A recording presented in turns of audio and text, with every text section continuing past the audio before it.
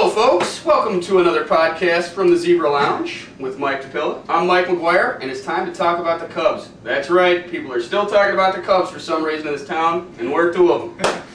Dissecting our outfield problems, issues, and potential solutions. Who do we like for the 2007 campaign? Going right down the list, we're going to start with our center fielder, Juan Pierre. Do you see him coming back to the Cubs? I definitely see him coming back. The first sign is that he wasn't traded in the middle of the season when he easily could have been. Mm-hmm. You know, I mean, Maddox went, Walker went, Knifey went last week. Thank God. Yeah, about time, right?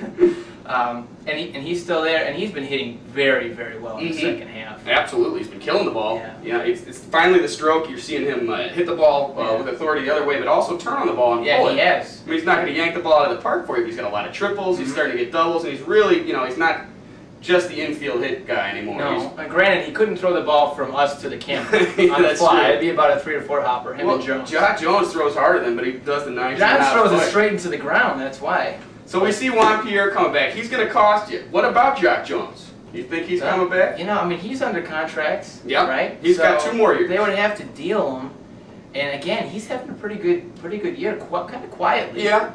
And it was a slow start, and very slow. It's still pretty mediocre. There's not a lot of great run production. It's an average batting average, decent power numbers, but it's very replaceable. Right. Well, my thing is that you have to get some power in that outfield somewhere. Because Absolutely. Jones isn't going to hit you too many home runs. Pierre's not going to hit any. Merton. And then Merton's the next question in left field. Merton's really turning it on now. He's hitting over 350 in August. He's been killing the ball since the break, and he's finally starting to show a little power. He has 5 homers out of his 9 have come in August. So he is starting to turn it on, but do you have enough? No. And for me, you can't have 2 position players who are projects on a freaking $100 million team. Because if you're going to have a second base project, you got to get a stud in left field. If you're going to have Merton be the project in left field, go out and get a Soriano, stick him back in second base. Anything like that. You can't have too many projects. Look, the White Sox are a great example. They could afford to bring along Brian Anderson because there's one guy. It's not a whole slew of guys who you're trying to squeeze in. Or 5 starting pitchers. Something like that, right. Good God. It's been a good season for the Cubs. So I'll agree with you, but I like Merton. I just don't think you can have an outfield that's going to hit a combined 20 home runs. Right, no doubt. You got to find it somewhere. And if you're going to do that, you have to have the shortstop who hits 30. You got to get him Miguel Tejada or somebody like that. Cesar Izturis. I'm glad he can catch the damn ball, but he can't hit it for shit.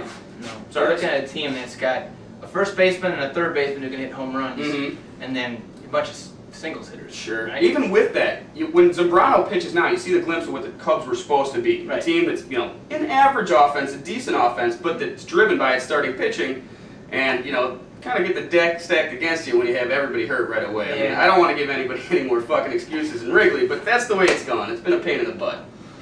So, wishful thinking is always from the north side, folks. For Mike DePilla, I'm Mike McGuire, saying go Cubs.